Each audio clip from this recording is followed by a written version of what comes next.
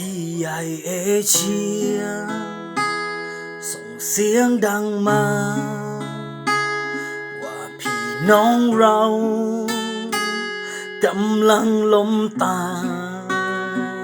ที่เมืองวูฮันโรคโคโรนากำลังระบาดทั่วฟ้าโลกัน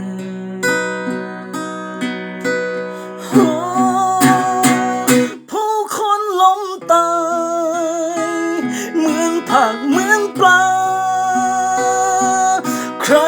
จะหยุดโคโรนา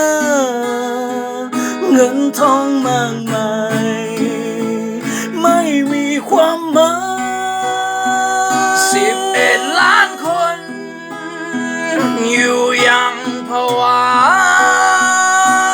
ใครจะอยู่หรือใครต้องตา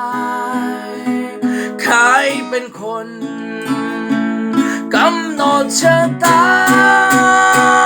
ผู้คนล้านตายเหมือนผักเหมือนปลาใครจะหยุด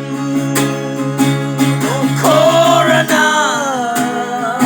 เงินทองมากมายไม่มีความหมาย11 ล้านคนอยู่อย่างภาวะใครจะอยู่หรือใครต้องตายใครเป็นคน